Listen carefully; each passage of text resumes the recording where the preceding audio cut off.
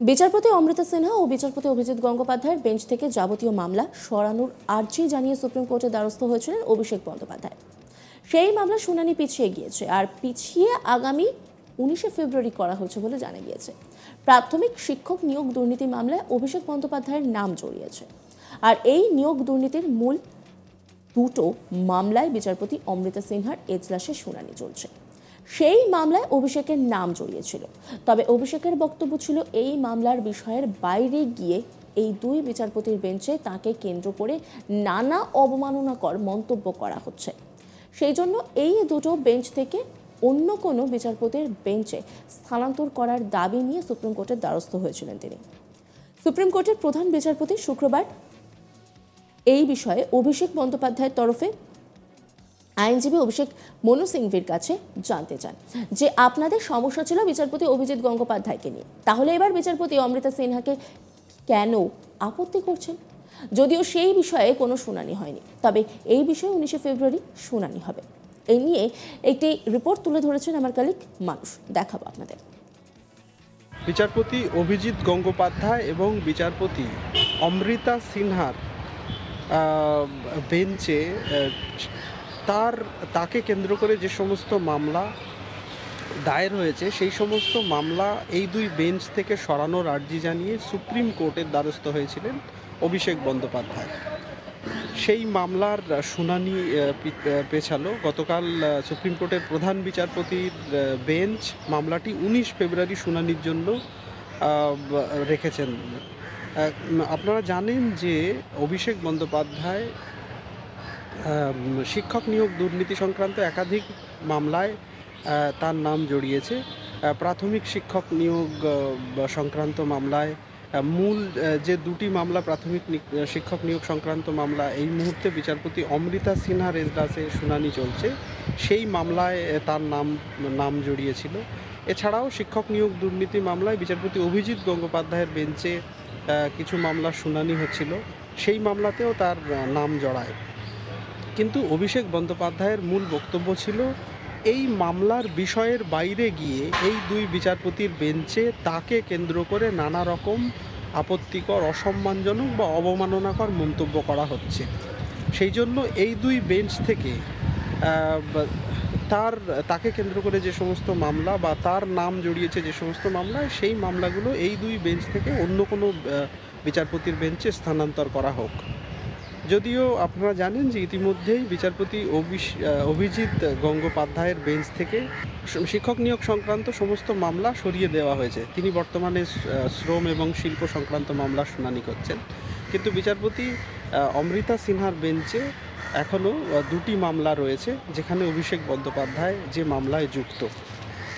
Supreme কোর্টের প্রধান বিচারপতি গতকাল অভিষেক বন্দ্যোপাধ্যায়ের তরফে সওয়ালকারী আইনজীবী অভিষেক মনু সিংভির কাছে জানতে চেয়েছিলেন যে আপনাদের তো আপত্তি ছিল বিচারপতি অভিজিৎ গঙ্গোপাধ্যায়কে নিয়ে, তাহলে এখন বিচারপতি সিনহাকে নিয়ে কেন আপত্তি তুলছেন?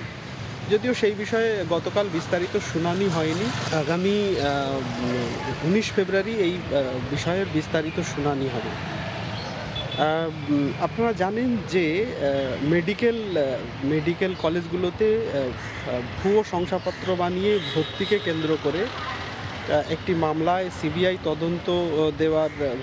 তদন্তের নির্দেশ দেওয়াকে কেন্দ্র করে বিচারপতি অভিজিৎ গঙ্গোপাধ্যায় এবং বিচারপতি সৌমেন সেনের মধ্যে একটা বাকবিতণ্ডার সৃষ্টি হয়েছিল।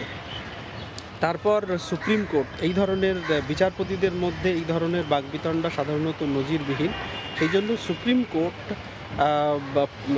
বিষয়টিকে সুও মোটো অর্থাৎ স্বতঃস্ফূর্ত মামলা হিসেবে বিষয়টিকে গ্রহণ করে এবং সুপ্রিম কোর্টে 5 বিচারপতির বিশেষ সাংবিধানিক বেঞ্চ তৈরি করা হয়। সেই বেঞ্চে এই বিষয়টি এখন বর্তমানে বিচারাধীন। সেই মামলার সঙ্গেই অভিষেক বন্দ্যোপাধ্যায়ের এই আর্জি শোনা হবে। অভিষেক বন্দ্যোপাধ্যায়ের যে আপত্তি জানিয়েছেন সেই বিষয়টি এই মূল মামলার সঙ্গে আগামী 19 ফেব্রুয়ারি শুনানি করা হবে। আপনারা জানেন যে বিচারপতি অমৃতা সিনহার এজলাসে দুটি প্রাথমিক শিক্ষক নিয়োগ সংক্রান্ত মামলার এখন শুনানি হচ্ছে, যেখানে কয়েকদিন আগেই বিচারপতি অমৃতা সিনহার বেঞ্চে ইডির তরফে জানানো হয় যে অভিষেক বন্দ্যোপাধ্যায়ের লিপস অ্যান্ড বাউন্স কোম্পানির আরও কিছু সম্পত্তির হদিশ পেয়েছে ইডি। সেই বিষয়ে তারা দিল্লি তাদের যে প্রধান কার্যালয় সেখানে সেই সংক্রান্ত নথি বা তথ্য পাঠিয়েছে। খুব শীঘ্রই সেই সংক্রান্ত নথি বিচারপতি অমৃতা সিনহার বেঞ্চেও রিপোর্ট হিসেবে দাখিল করা হবে।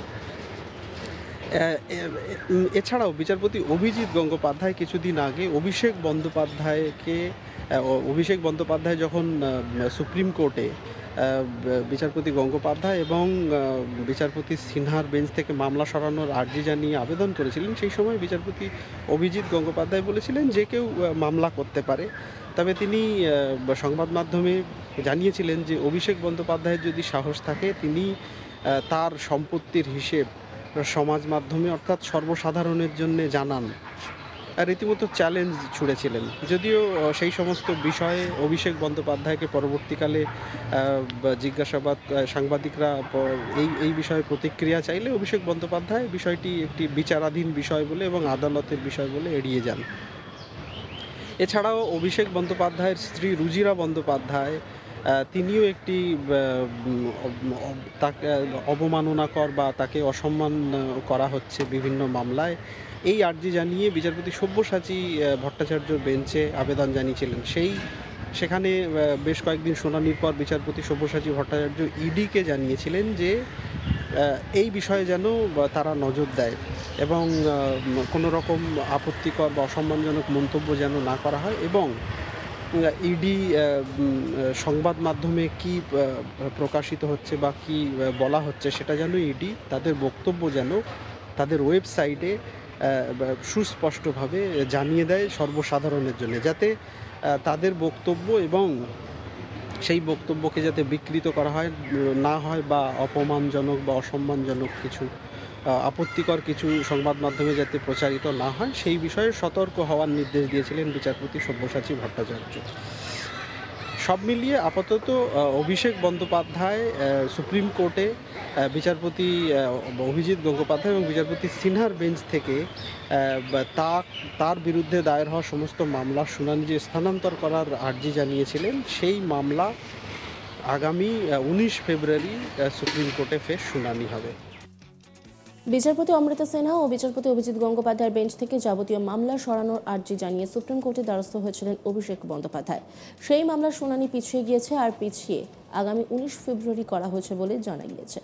প্রাথমিক শিক্ষক নিয়োগ দুর্নীতি মামলায় অভিষেক বন্দ্যোপাধ্যায়ের নাম জড়িয়েছে আর এই নিয়োগ দুর্নীতির মূল দুটো মামলায় বিচারপতি অমৃতা সিনহার এজলাসে শুনানি চলছে।